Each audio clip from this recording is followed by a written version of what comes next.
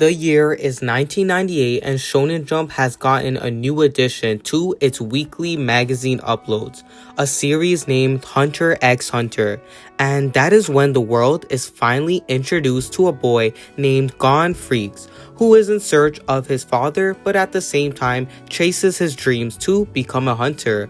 World-class heroes in this manga's world. It's no surprise that we all love Gon, such a character who isn't afraid to push his limits of his friends, himself, and is always pursuing strength until the very end. It makes us really enjoy his journey and inspires us to be exactly like this kid. But through his peaks as a character, he has some dark moments and feels certain emotions that are valid because of his circumstances where he struggles but continues to keep going. Because Gon is in pursuit of power, but when it comes to attaining power in anything, it comes with great risk. Risk of losing yourself, or even running the risk of not being the same person. We see this time and time again when it comes to Gon. His unfortunate events that he deals with turns him into something that many people don't recognize, but obviously there is more to that. The boy from a small village has captured millions across the world to read this manga, Hunter x Hunter. He's doing this by being himself, but sometimes Gon being himself is one of the most complex things in this story. My name is King Shadow and we will dive straight into Gon by dissecting the complexity of his character. Grab some food, grab some blankets, and go to a spot where it's the most cozy because this video is about to be long but a very good one. When discussing Gon's character, he goes through certain phases because of how people, those who he consider enemies or friends, shape him. So we have to break this video down into the arcs used in this manga to make sure we go into better detail in each phase of his life. Gon starts off like any other protagonist, shallow, and that's because we don't know anything about him yet, and he has yet to build a connection with us, the fans. There may be some people like this still because they might have stopped reading the manga at chapter 1, unfortunately. Gon's character nevertheless starts to become much more developed as we first meet this random kid who we will be following for decades to come. The first glimpse we see of Gon is him fishing, but he's waiting for some sort of fish called the Master of the Swamp. Judging by that name, the readers or people watching the anime can already tell that Gon is an optimistic type and likes a challenge. We know this due to him making a bet with his aunt Mito. And the bet is if Gon can catch this fish, he can enter the hunter exams. That right there shows you how capable Gon is at first sight. He is willing to bet on himself to catch this fish that even 5 grown men altogether can't even do.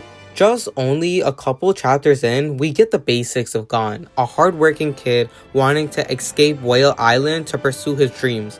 But at the same time, it feels like something mandatory that he has to do in life to progress.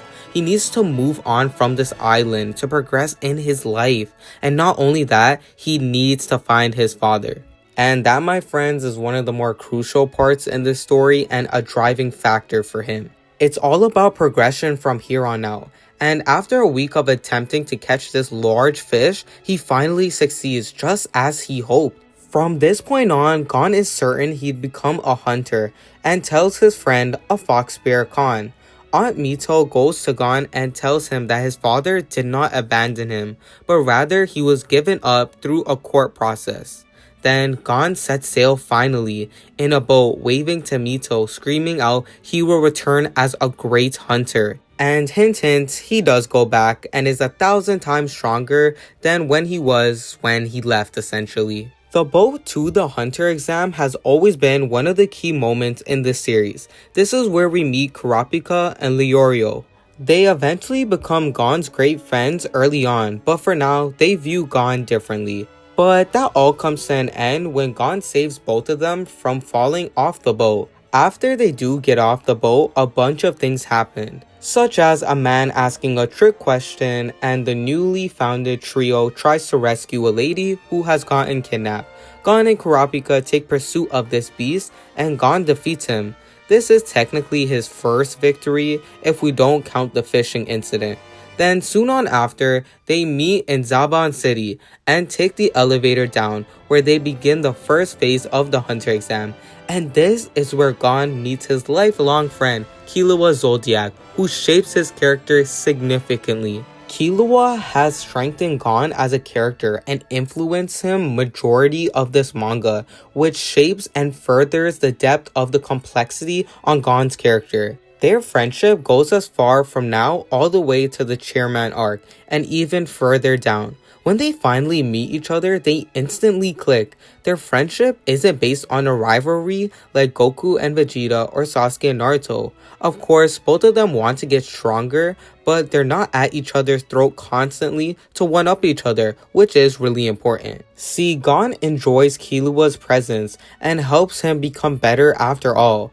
The marathon run in the 287th Hunter exam is widely known throughout the anime community. It's just one long run through a tunnel. And to everyone's surprise, Gon does fairly well despite how long this marathon is. At first, I was doubting his skills of being disciplined because I didn't think a child would last that long during a marathon, but Gon proved me wrong. He was able to run the whole day and be calm about it. His outgoing personality also helped him through this, as he was able to make a conversation with Killua. This run was about 80 kilometers, but Gon made it through at the end. From this point on in the story, we can gather a few things about Gon.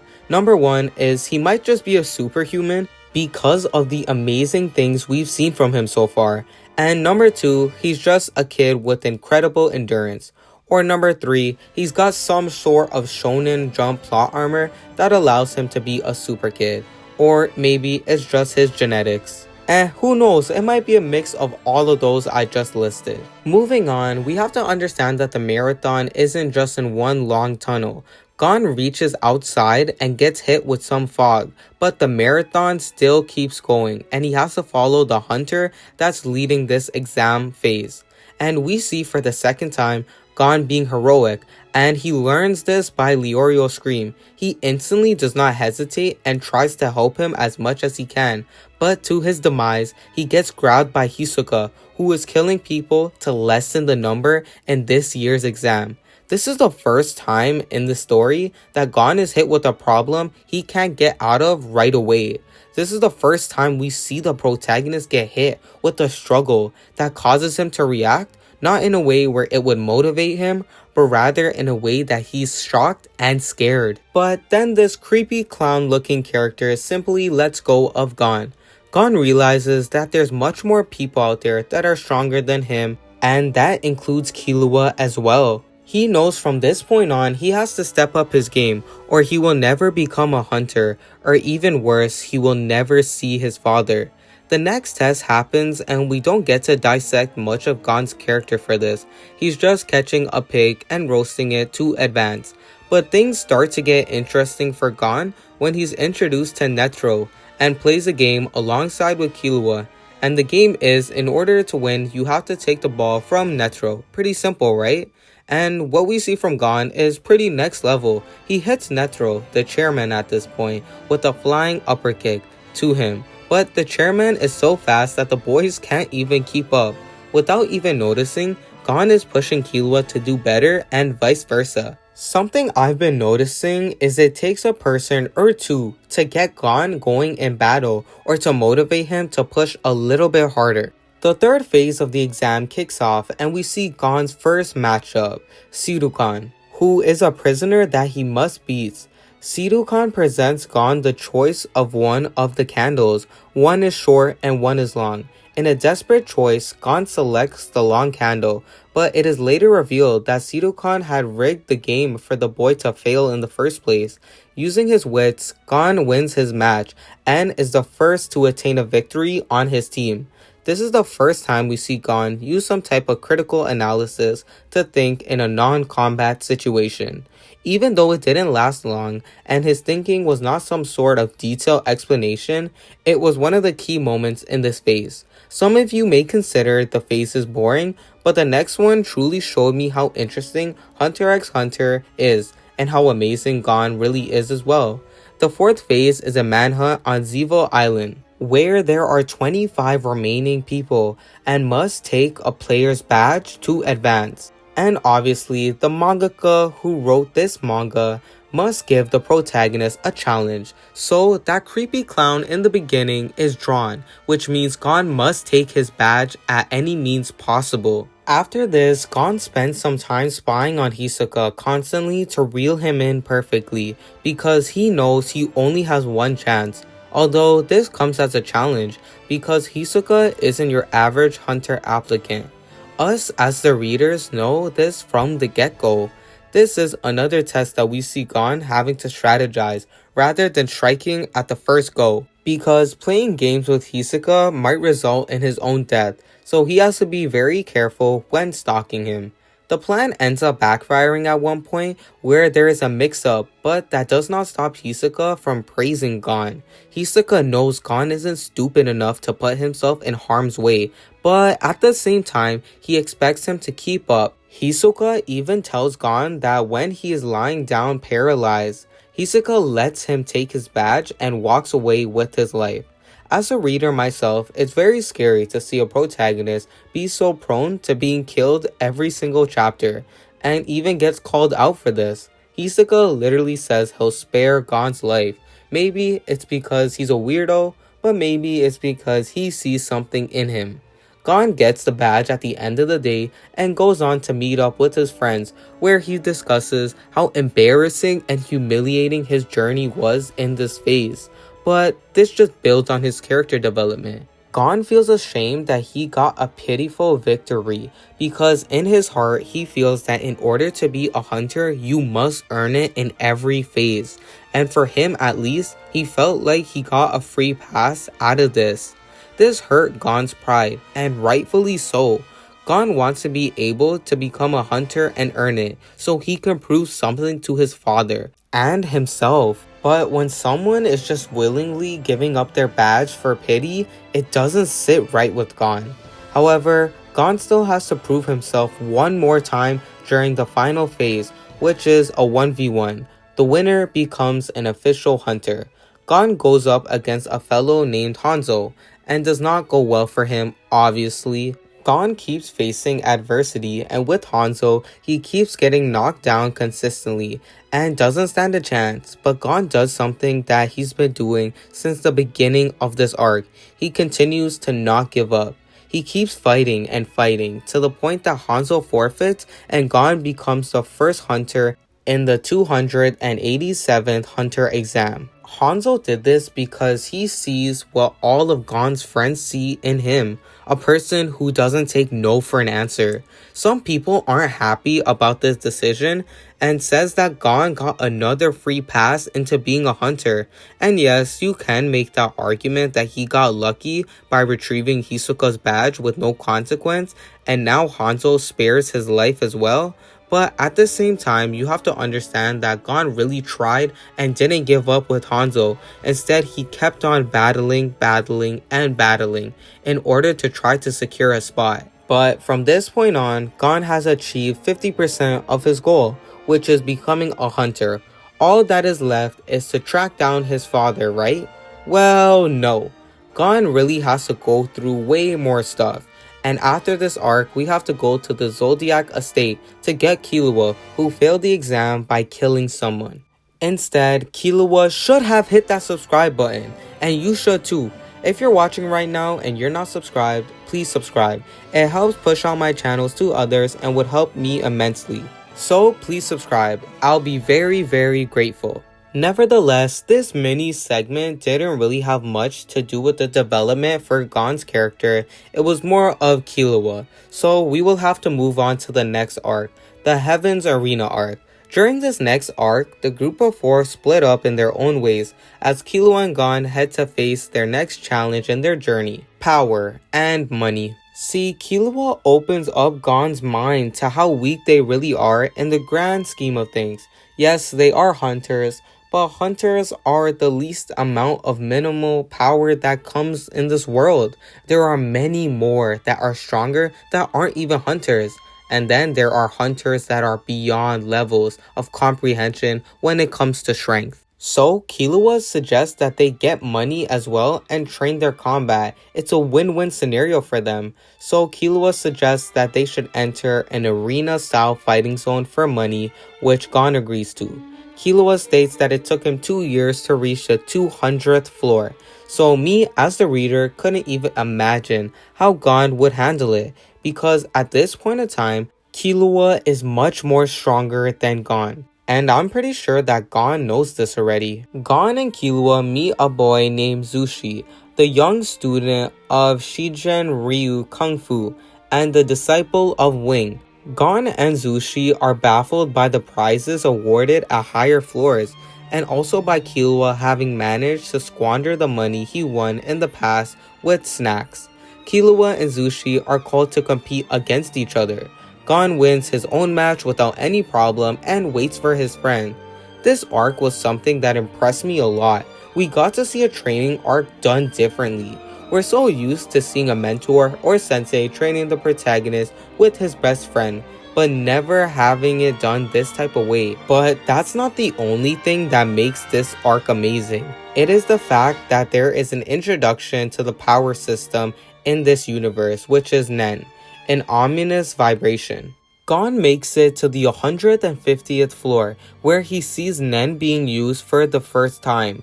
They soon make it to the 200th floor and find themselves not being able to walk down the hallway.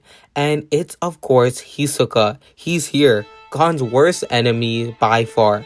At this point, when Gon realizes just how strong Hisoka really is, and probably one of the strongest people he's seen in this world, Hisoka's aura literally stops Gon and Killua from moving and holds them at a standstill. Gon at this point in time faces a new type of fear he's unlocked due to this power system that has just been opened up to the Hunter x Hunter universe for Gon. This is one of the few encounters with Hisoka we get so far, and out of all those encounters, Gon constantly holds Hisoka at such a high regard when it comes to fear. I mean, I would be scared as well if I bumped into a guy who killed people during exams and I can't move when he's in front of me. We've seen Nen at such a small scale in this arc, but now we've got to see an insane new look, essentially that shows just how powerful someone can be if they use Nen properly and effectively. Wing says that they cannot overcome the fear of aura emitted like that without being trained, which Wing says he will train them now.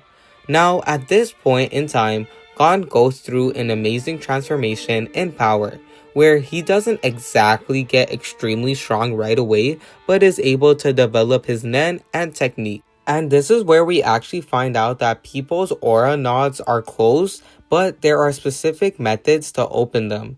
This is where Gon goes back to the 200th floor, where he is much stronger and is able to walk through Hisoka's barrier easily with no fear. First up is Gon's match with Gedo, who just surrounds him with spinning tops enhanced with aura. They bounce off the walls against one another as well and will hit him in the back, which feels like a sledgehammer. Right off the bat, Gon is surprised once again at the possibility of how strong aura or Nen can be. Bouncing off aura and trying to hit Gon opens Gon's eyes up to a new way of strategizing.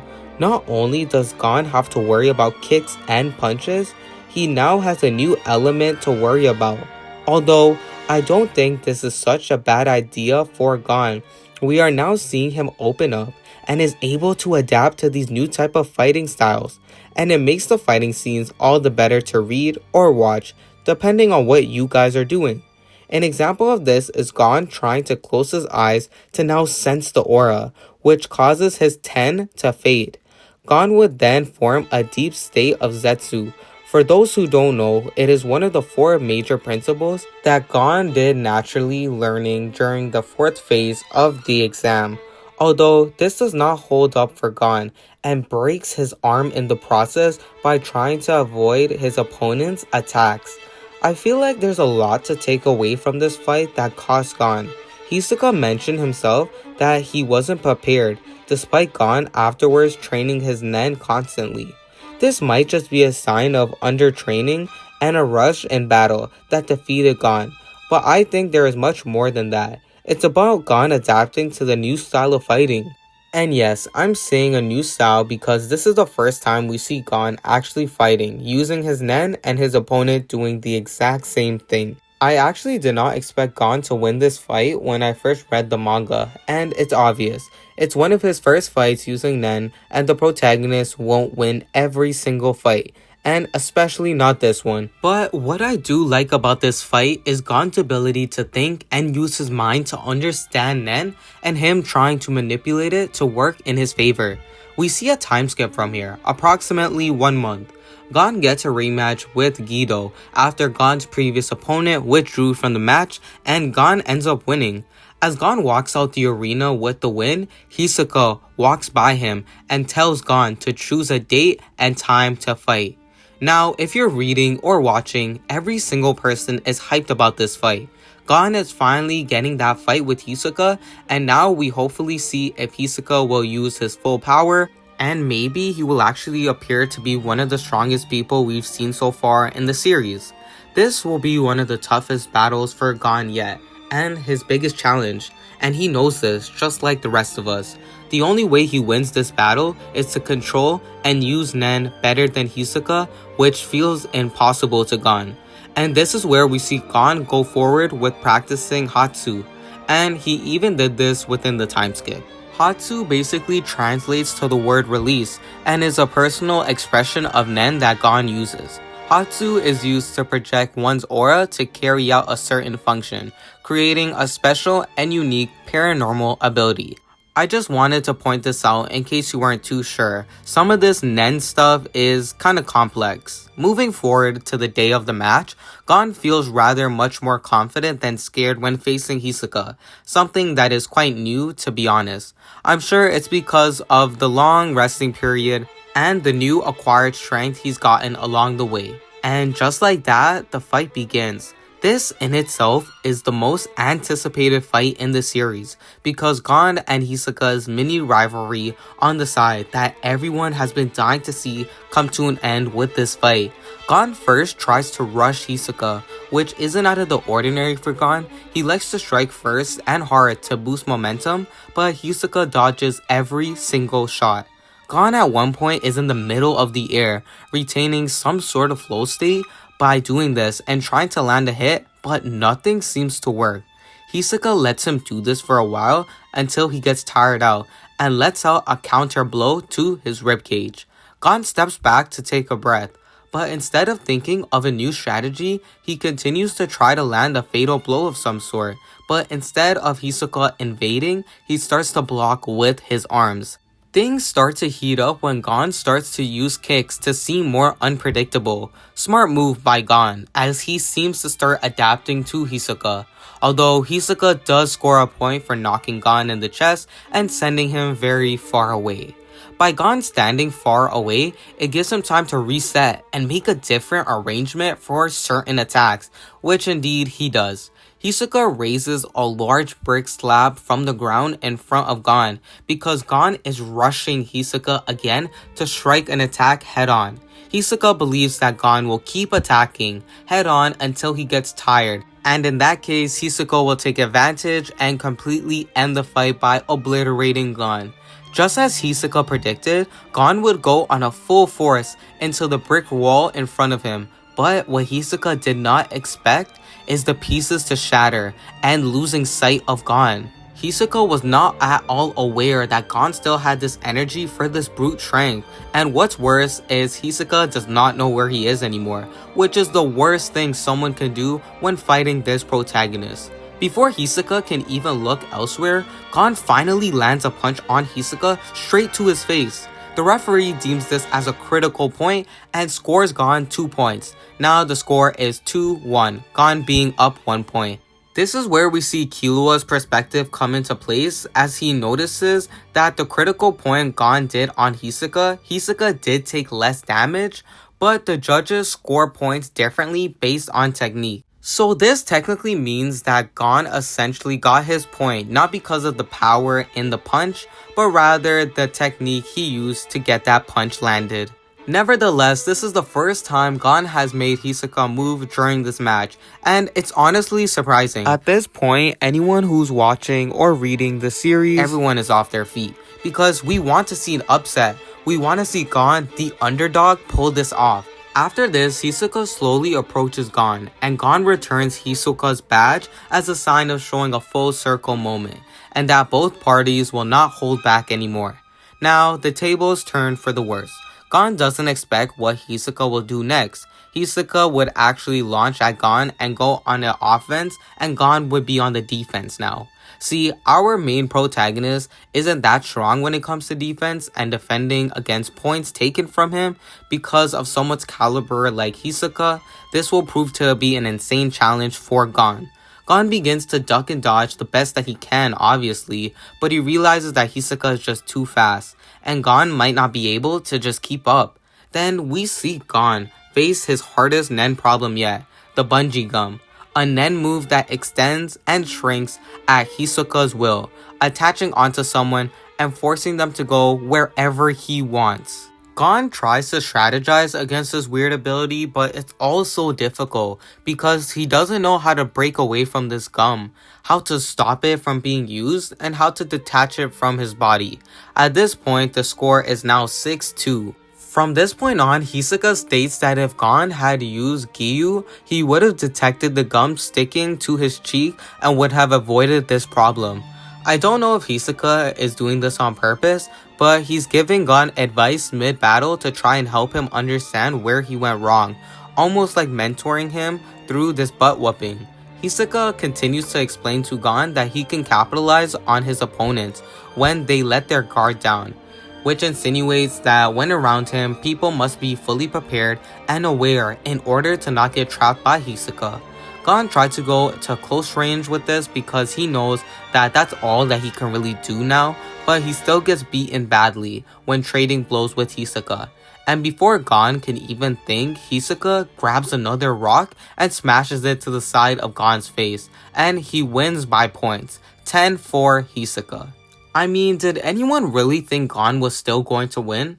All these fights prove just how deadly strong Hisoka truly is, and how far Gon still needs to go to become the strongest. Gon's the protagonist, and he will of course get there, but he put up a good fight for someone who's only used Nen for 2 months. I feel as if this fight was just another stepping stone for Gon. Sure, he did lose, but I wouldn't count this as a failure. He got amazing practice in using Nen, and got some pointers while doing this. Gon can really only get stronger if he fights people beyond his level. Although I'm pretty glad that this rivalry didn't end here, as Hisoka states that the next time they fight, it'll be to the death. After this battle, Gon and Killua have saved up enough money and would then leave Heaven's Arena and head towards Whale Island. And that would close off the Heaven's Arena arc, one of my favorite places within this show. I love that the manga was able to divert from the normal training arc and tournament style. But to be honest, it's like they combined it both and made it into something unique. Like, we have Gon learning and training his Nen and Aura, but we still have fights going on constantly. Now, the next arc we got up is the Yorknew City arc. It kicks off instantly when Gon opens up this box, which is sealed off by his father in Whale Island, that can only be opened with Nen. There lies a ring, a cassette tape, and a ROM card. Gon's father just states that it's selfish of him leaving his son, but he had to do this in order to progress in his life, which he said in the cassette tape.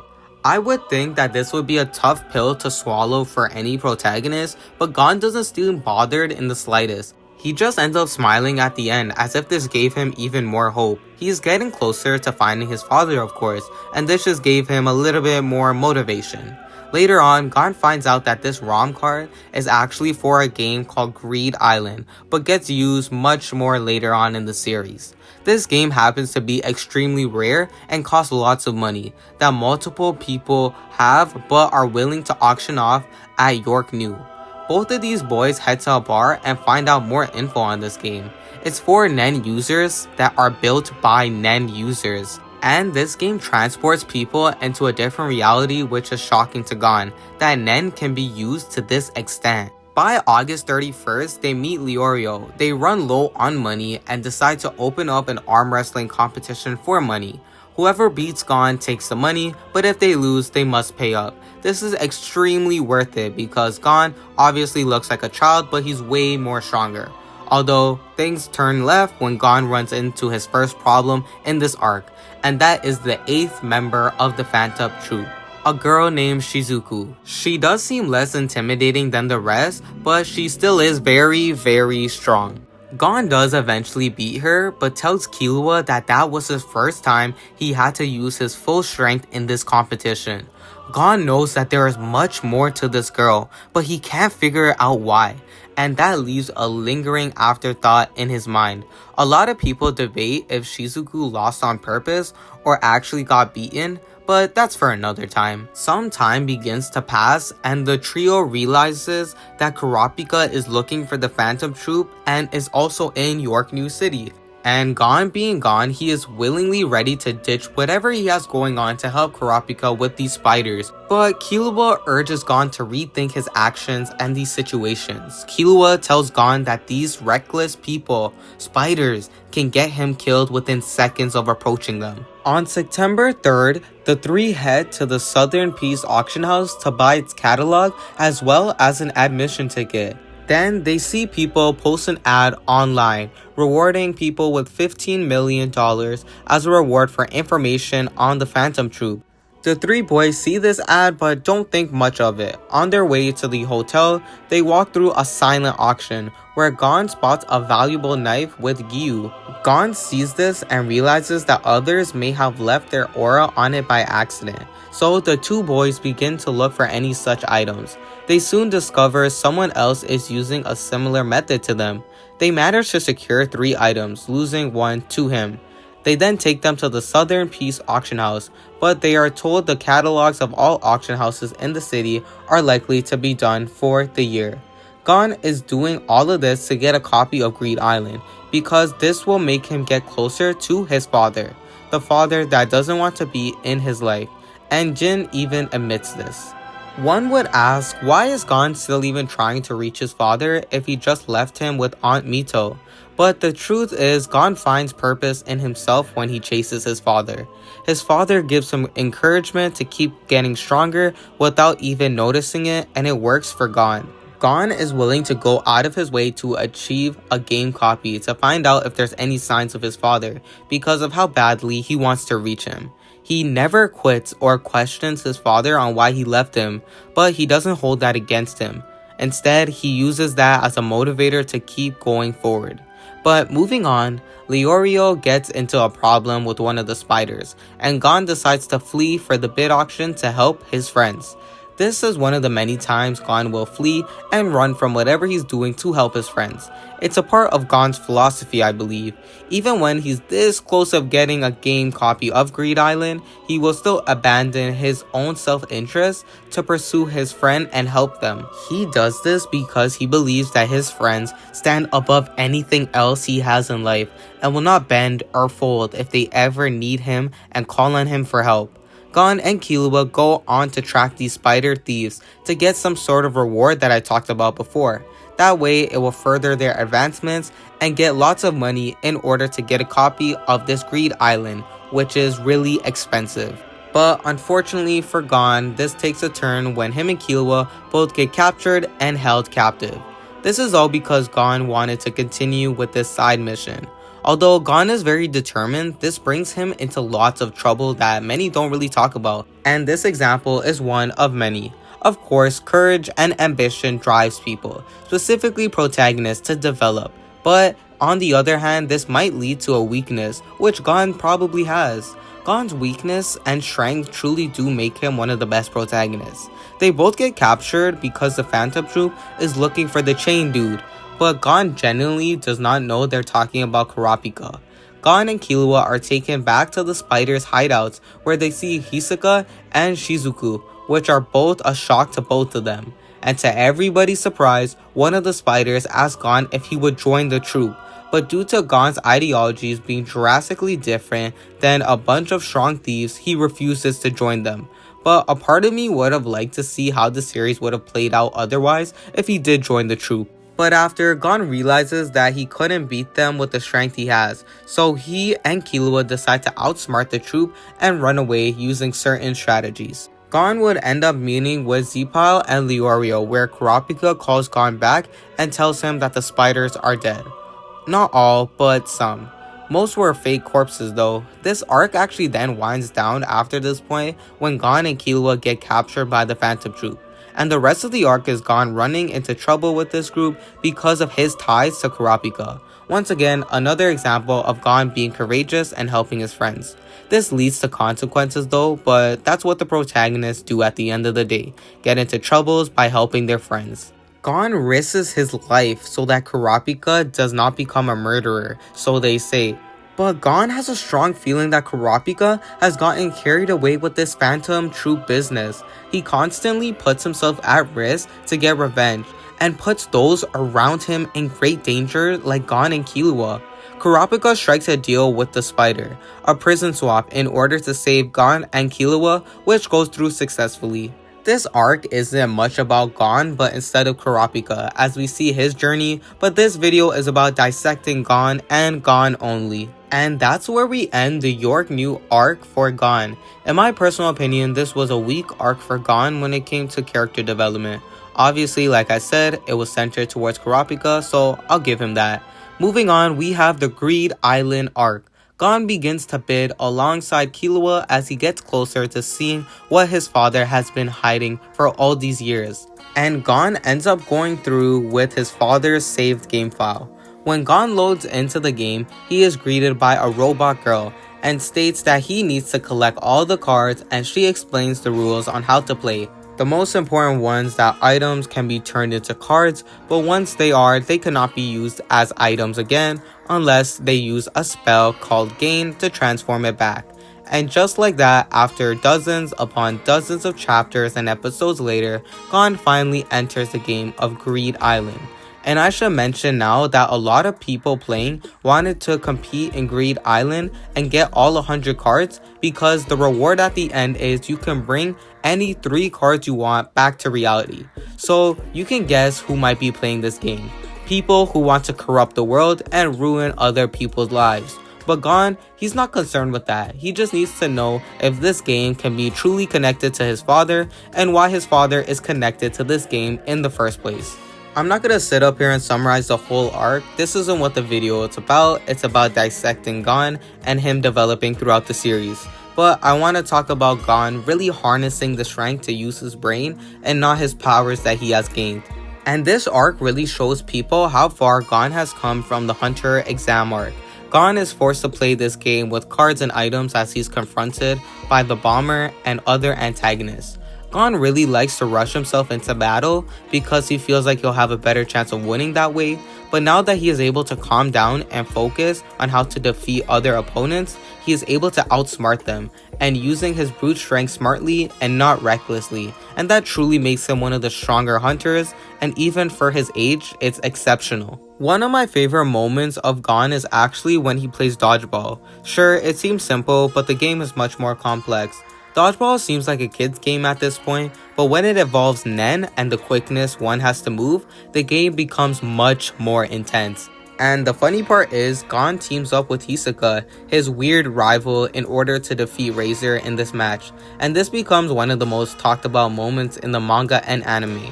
Yes, a dodgeball match. The problem for Gon and his teammates is that Razor possesses so much power that sends the dodgeball flying at Gon, and that's a major problem. It can take anyone out with that speed and power Razor has. The 3 boys come up with a strategy to catch and stop the ball. Gon catches, Hisoka contains, and Killua stabilizes their formation. Gon catches the ball as he finds a plot hole in Razor's ability. As long as they can contain the ball, all while working together, they can make for a great team. Razor even points out that Gon's ability to catch the ball using Nen and putting all of his Nen into his hands are incredible. But even to Razor's surprise, Gon wasn't even at full power. He begins to raise his Nen usage even further despite being fatigued. Exactly what he did in Hisoka versus himself, Gon, at Heaven's Arena arc. See, Gon in his early days would have tried releasing all his nen in the beginning of the match, but what we've seen from him is just a calculated move. Razor admits after seeing this that Gon has too much aura and he must be Jin's child. After all, he's never seen a child possess so much nen like that. With all this nen not used, Gon decided to use rock paper scissors on the ball in order to give this one last shot, but Razor instantly deflects and bounces it into the air where Hisoka uses bungee gum, and Razor loses. I would like to say that this victory is because of Gon. I mean, if you think about it, Gon hits the ball into motion, sends it back at Razor at such great speed, then Razor deflects it, giving it even more greater speed since the ball hasn't stopped, and still that great speed has to get passed on to Hisoka where he launches it back to Razor, who would get pushed out of bounds. At this point, Razor tells Gon that Jin isn't on Greed Island anymore. Although this is sad news, Gon realizes that this is what he expected. However, Jin warned Razor that his child would come here one day and show him no mercy. After all, that is his child. So what I got from Greed Island is, it's all about strategy. Everybody basically has nen and can use it pretty efficiently. It's all about strategic planning as well, and how to use your nen instead of wasting it. The next thing that I have to overanalyze was Gon's training with Biscuit. This is the second time we see him training with a nen master. She makes them do more endurance and strength training. Gon must dig a straight path through hills of rocks and clay after this, while holding a rock while sleeping. Then after, Biscuit teaches both of them to really analyze their opponents before they attack. Common knowledge, of course, but when you're in the heat of the moment, that can be very difficult. Chapter 141 goes into extreme depth, really elevating the knowledge Gon already had. Biscuit offers to train them defensively, so she offers to let their left hand be absorbed by Ko, a nen combination of Ten, Zetsu, Hatsu, Ren, and Gyu. Biscuit knows that this is going to be a strong attack and engages Gon to think on how one can block a punch that has Ko aura. Gon guesses right as he says we should use Ko to block Ko. However, if the attacker is punching with Ko hands and he hits an opponent in an area where they do not have the Ko aura, it can lead to death. Biscuit offers some insight saying that Ken, another aura, would work since it would surround the whole body, although Gon tries it and still gets badly hurt. Biscuit begins to make Gon hold his Ken aura for 30 minutes and longer, which takes him a whole month to do. Biscuit does this because she knows that half of a fight is playing defense, something that Gon needs to learn if he truly wants to win all his battles and progress. This is what I like about Greed Island. It introduces us to Biscuit, an amazing side character that helps Gon and Killua even more now that they're going up against people who are not new to nen but are very experienced. Biscuit continues to make Gon and Killua train and fight each other while keeping the Ken flowing and surrounding their bodies. And all this training leads up to the main antagonist in this arc, the Bomber. The Bomber is a pure contrast of Gon. He is willing to throw his friends under the bus and will cheat and manipulate to get his cards, and he will also kill dozens of players to eliminate competition that he deems to be a threat, Gon included. The Bomber uses a nen ability called Little Flower, which places invisible bombs on people that will explode. The Bomber's team actually teleports to Gon's team, who pretend to be taken by surprise. They refuse to hand over their cards and flee to make the Bombers use up all of their movement spells until they manage to lead them to the desired location. The three split up, with Sub targeting Killua and Bara going after Biscuit, leaving Gon to face Getru by himself. He encounters his first offensive, which leads Getru to realize he knows about his abilities. Gon is momentarily frightened by the Bomber's superior aura output and his attacks easily countered. Gon and the Bomber kinda go back and forth, but Gon manages to counter most of the attacks with Gyu. But this doesn't work, so Gon tries to do a new tactic. When the Bomber grabs his wrist, Gon focuses only 30% of his aura in his right hand and 70% in his foot. and he kicks an exposed bomber on the chin at the same time that he sets off Little Flower.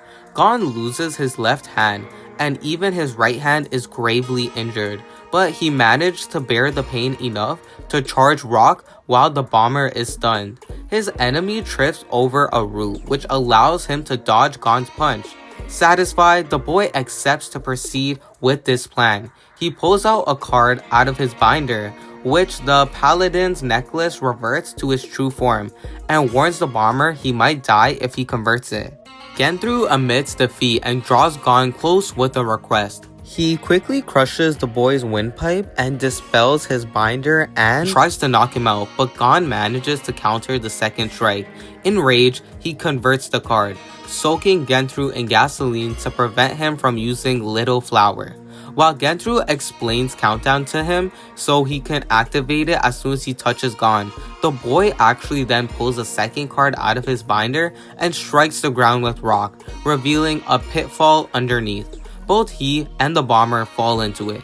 Gon immediately jumps into a small side of the tunnel while the cars revert into massive boulders that come down, crushing down on the bomber. The bomber would then leap into the tunnel but is trapped, and Gon finishes him off using his Nen ability Rock. With Gon's arm completely gone during this fight, he uses Angel's Breath, which heals him from all his injuries. After this majestic party, Gon, Killua, and Biscuits pick their 3 cards now that they have completed and achieved their goal on Greed Island. The next morning, Gon presents them to Elena, Blue Planet, Paladin's necklace, and Plot of Beach. When the trio leave the game, Gon converts Paladin's necklace to revert Plot of Beach into a company, which he had previously transformed with Clone. Now that Gon has a company, he can now go straight to his father, or who he thinks is his father because somebody kind of has his name spelled a little bit differently. But nevertheless, Gon and Killua say their farewells to Biscuit and cast a company, which takes Gon and Killua to Kite in Kakin. And by the way, this is not Gon's father. Looks like we have to go through one more arc before Gon finds his father. And this leads us into the Chimera Ant arc, my personal favorite arc because of all the fights that go on and the emotions that build up. And by the way, I just want to say, if you haven't already subscribed, please do so. This is just in case if you missed it the first time I said it. In all seriousness, I would appreciate it a lot. And by the way, I just opened up a Patreon, so if you want to go over there and support me, it would be greatly appreciated. Thank you guys so much. Nevertheless, Gon is stuck at a point in time where it seems like he is getting closer to finding his father, but when trying to do that, he gets caught in a whole different problem. But now that Gon is with Kite, he gets to discover these tiny little insects. I guess that's better, right? Although in chapter 186, Kite notices something different about Gon and Killua. Both children are able to become one with nature by using all 5 senses, which shows incredible concentration. I just really want to point this out because it shows how far both of these boys have come. They have used Nen so efficiently that they're above an average hunter at this point, and Kite is really taken aback by this, but smiles, stating that Gon will find his father because he's a special kid. This is one of the lighter and wholesome parts of this series, to be honest. It's great to see more knowledgeable characters realize how far Gon has come, and it is truly only a matter of time until he catches his long-lost father. And a brief overview at this time, these insect creatures are insanely quick and need to be fed in order to produce more and more insects that create stronger and stronger offsprings. That means that these insects need to feed on people. And Kite hears about this, and that's why he's at the position he's at in the first place. He hears about these new species and tracks them down with his friends, and of course Gon and Killua decide to tag on since they're already there. And that's where we find out these insects are in NGL.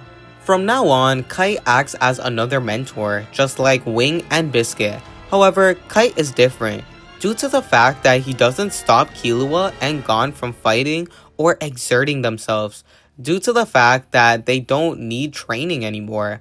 or heavy training at least, just extra pointers he can give out.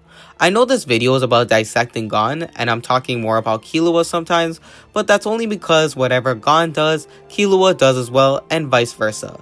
For a couple chapters around chapter 190, Gon and Killua are striking down these invasive species as they're killing local villagers for feeding purposes. But this becomes a problem when Rabbit absorbs Nen, which has become extremely dangerous to have for the ants, because if they absorb this power, the Queen's royal guards can have them and the future king, making them very dangerous. And hint hint, it does exactly that. And even after this chapter, Gon keeps on taking on more and more Chimera ants. But he has developed his Nen to the point that he's become unstoppable, for now at least, to these ants. Gon has surpassed anybody's expectations when it comes to controlling Nen, and that's because of the training arc in Greed Island, and we have to thank Biscuit for this. This has helped improve Gon's ability to focus in battle and conserve his Nen instead of wasting it, which has been a problem since the beginning. All is fine for Gon. It's amazing for him actually.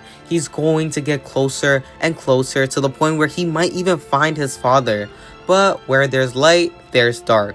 And where there is positives, there are negatives. And we see this come to pass during chapter 198, where we see one of the Queen's guards for the king arrive, P2, who is by far one of the strongest Chimera ants, but feels the need to test out her new powers. And this is at the cost of Gon's new sensei's life, Kite. Kite uses his arm to block Killua and Gon from being attacked first, and sadly loses his arm. I'm talking about this moment in a Gon dissecting video because of how badly this sequence of events impacted Gon. Yes, I do believe this was one of the only negative things that have influenced Gon when honing in on his strength and power. Gon, at first, when he sees Kite's arm flying in the air, he begins to act out of rage and anger. And this isn't really new to us, but this becomes a concern to me and those reading, because when Gon acts out of rage and anger, we know that sometimes he can slip up. And if you're battling someone far beyond your strength, a slip up can lead to your death, something that we the readers do not want for Gon. And Killua notices this as well and saves the day by hitting Gon on his head, knocking him unconscious. Killua reflects that Kite would have never let this happen if he was alone, yet he paid the price of death in order to buy Gon and Killua time. Now from this point on, Gon goes on the longest training arc before ever meeting P2 again. And that's one of the times where he reveals his true rage that scares everybody. But we're gonna talk about that later on in the video. Because at this point, when Gon returns back to the main checkpoint, he still believes Kite is alive. And Killua doesn't really say much about this, which affects the way he trains now. He trains harder than ever so he can hopefully rescue Kite from P2. Luckily for Gon, Chairman Netero shows up with the idea to eliminate all the ants before the situation gets out of hand and possibly eats the entire human race to get stronger than ever before and take over. Netero believes that they only need the strongest people to defeat the ants and tells Killua they place 2 assassins in the nearest city, and if they defeat them, then they can come and help out with this mission. And just like that, ladies and gentlemen, we go into our third training arc. First with Wing, second with Biscuit, and now the third will appear lots of new faces.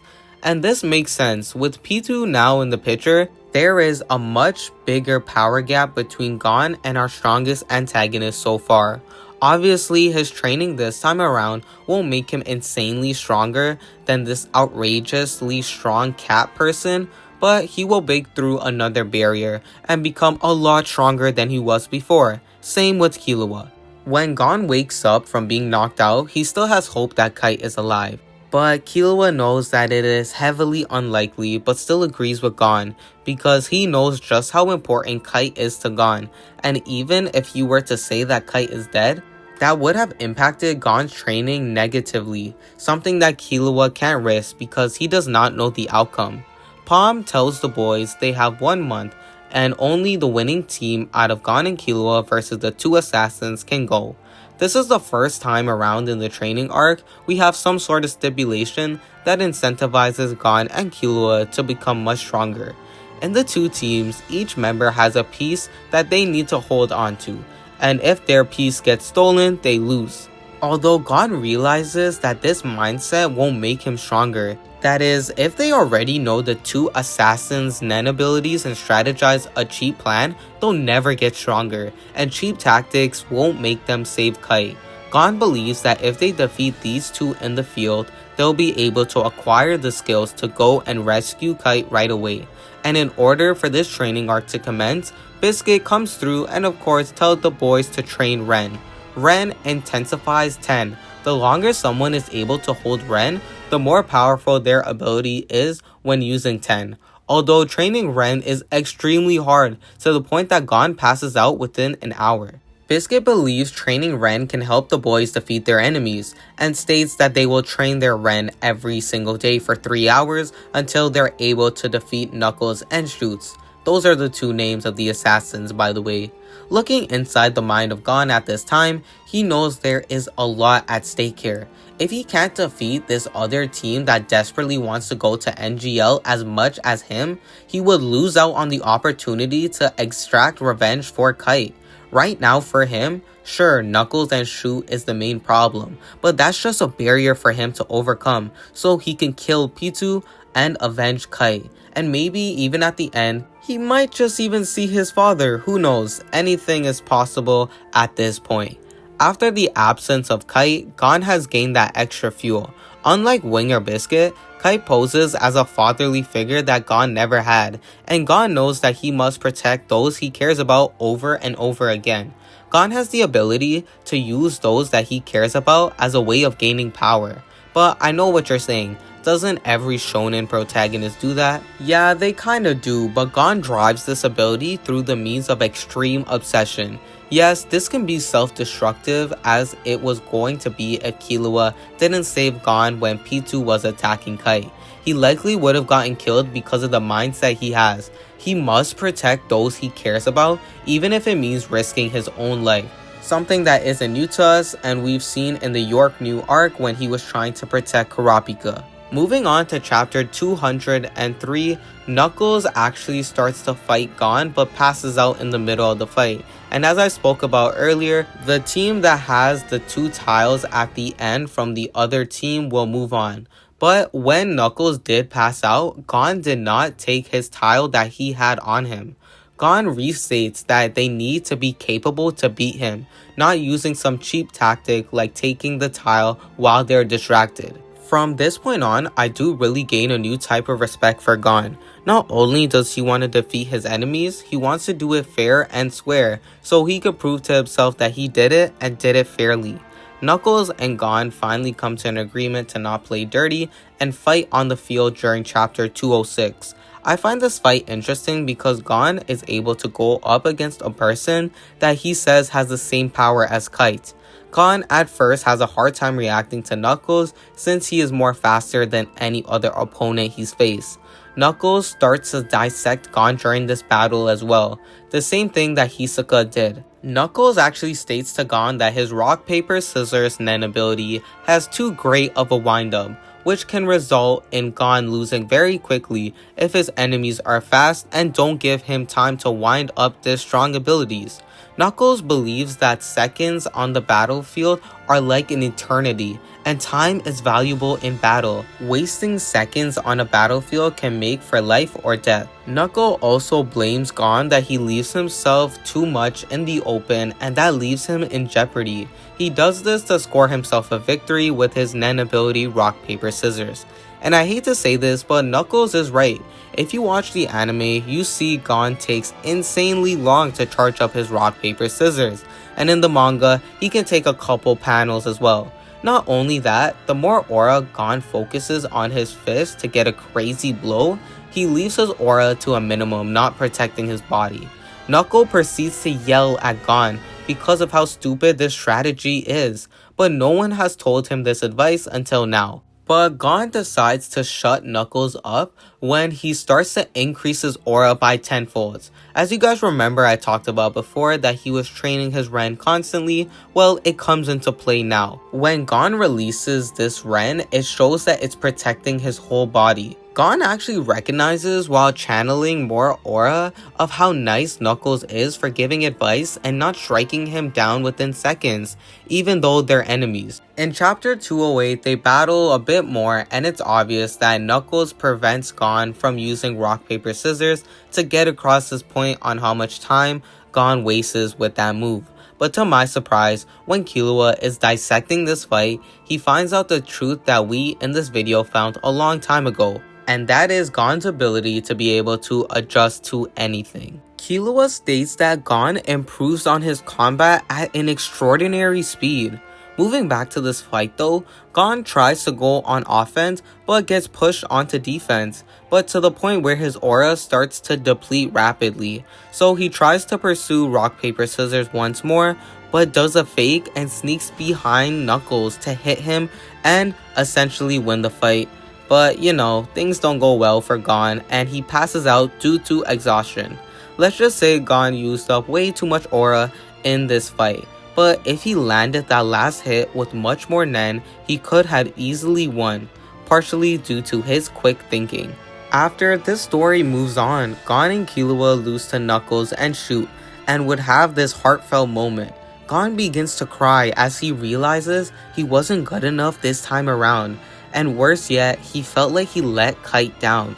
Not being able to rescue Kite and getting revenge hurt him more than he realized it would. It's all hard for Gon to wrap around his head. This is the first major defeat. He's never lost out this big before, and it's all new to him.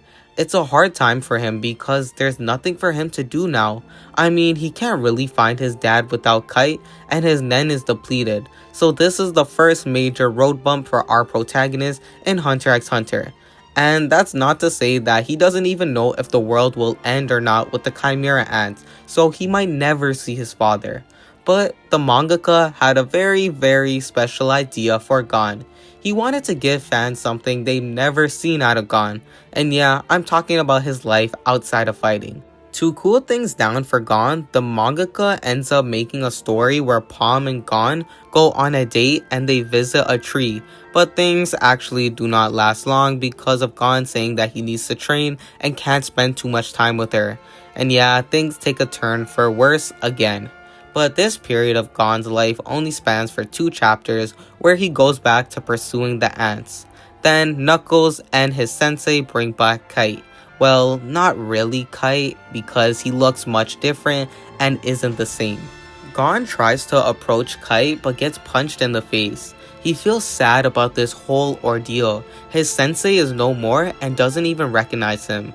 And the worst part is, this is the second time Kite has hit Gon. And Gon would have never thought the second time Kite would hit him, they would be in this situation. Gon would end up trying to fight off all of Kite's punches and kicks and ends up hugging him in hopes that he will feel something.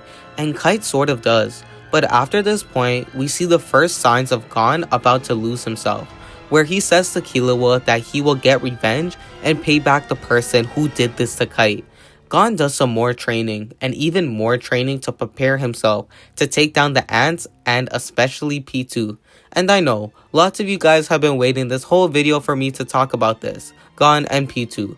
The first time we see Gon lose himself in battle and be consumed by anger and rage, but then again it was necessary. He really did need a strong buff in order to win that fight, and Kite dying gave him that. But first, we gotta look a little bit deeper into the sequence before the fight actually begins. This monstrosity unfolds during chapter 273, when Gon demands P2 to heal Kite with her Nen ability, and he begins to lash out. Killua notices while Gon is yelling at P2, his aura begins to change and it's not like it used to be before, which is the first signs of Gon changing. Gon begins to walk forward with such anger and demands the healing process to be stopped from this other girl so he can fight P2. P2 is shocked by this whole situation, even though they know they are much stronger than Gon. And the problem is that Gon's demeanor is changing rapidly. Komogi is being healed under the king's order, and because P2's life mission is to serve the king, P2 must heal her. But Gon doesn't get that, rightfully so. Gon begins to question P2's morals. Gon knows that this person is morally bad, but is trying to do something morally good to heal an innocent person. But Gon's rage blinds him at this time. He is conflicted. He doesn't care about this innocent girl being healed. He cares about his own self-interest on healing Kite because that's what's best for him. Gon screams in anger and releases this harshness by slamming the ground and stating that this is not fair, that she gets time to heal this girl after what P2 did to Kite. And Gon has a point here. When P2 attacked, they didn't give Kite a moment to think or react, just straight up ruined him. But now Gon is forced to show P2 mercy by not attacking straight away. And that's exactly how Gon is thinking in that moment. And what's even worse is Gon talks about Killua. And this is when Killua states that the obvious saying, if P2 dies, Kite can never be healed. But Gon reacts quick to what Killua is saying and says Killua is so calm in the moment because this has nothing to do with him. And yeah, that's kind of the first time we see Gon ever lash out like that on Killua, and that was one of the more scarier moments. For their friendship at least. But Gon's mercy prevails and allows P2 1 hour to heal Komogi. This whole situation is quite revealing of Gon's character when he's truly upset. Yes, he does show mercy, but deals with an inner conflict because of it. He feels the need to attack, but at the same time, he'll make the situation a lot worse. After the healing is done, Gon bluntly says if P2 speaks out of line again, he'll kill the innocent girl, Kokomi. Gon is so out of touch with reality that he actually threatens the life of an innocent person. And he does this out of the means of getting what he wants. It's one of the most vile actions he's done in this series, but that just goes to show you how much hatred he has now. But just as Gon and P2 meet with Kite, P2 breaks the news that Kite is already dead. Gon goes through this dilemma and conflicting thoughts inside his brain. He ponders if it was his fault and his stupidity that end up killing Kite. Gon's whole world comes crashing down. He realized he trained so hard all those weeks and prepared himself just to be told that Kite cannot come back, that he's too far gone. Then at the end, P2 declares that Gon must die as ordered by their king. From this point on, whether you're reading or watching, the fight between these two was hands down one of the most interesting build-ups. From Gon realizing P2 can't save Kite after waiting an hour in rage, to P2 now needing to kill Gon, stakes get heightened drastically. Then Gon officially loses you-know-what, stating in the manga, "I don't care what happens to me now. I need all the power I'll ever have. I must kill him." P2 realizes that Gon somehow used Nen to manipulate his age so that he can reach his maximum level of potential to defeat P2, which Gon does. He actually doesn't even defeat P2. I feel like that's an understatement. He obliterates P2. Killua tries to stop Gon, but at this point, he's already used up a lot of his Nen. In the end, he kills P2 out of anger. It's honestly crazy to think Gon's goal was to be a hunter and to meet his father, but in the end, he went through so many life-changing events for the better and this part for the worse. At this point, Gon's energy is depleted, bones are all broken, skin is all bruised, and left broken mentally. But the story in Hunter x Hunter must continue, and Aluka Zodiac saves Gon's life. And this is where Gon can finally complete his goal, and that is meeting his father for the first time. A lot of people thought it would be a heartfelt moment, but it was just, to be honest, a normal conversation. Although Gon doesn't mind, he seems to be happy that he finally met his father. After that, Jin tells Gon about the Dark Continent, and at this point, Gon's journey finally ends. While making this video, I realized while I did this dissection of Gon, his journey is not about the destination being his father, finally meeting him, but rather it's the journey that he takes to get towards this destination. Gon by far has so much depth, and this series proves that. I want to say thank you to each and every person that has watched this video to the end, and if you have done that, please comment that you did and I will gladly respond. Thank you all for watching me dissect Gon Freecss. Please subscribe to the channel, it does help out a lot. And don't forget to join the Discord, the link will be in the description. I'm very active over there, so be sure to check it out. And by the way, I have opened up a Patreon as of recently. It has 3 tiers, and if you want to support me in fulfilling my dreams of being a full-time content creator, please do so and support me on Patreon. Other than that, please subscribe to the channel, and King Shadow out.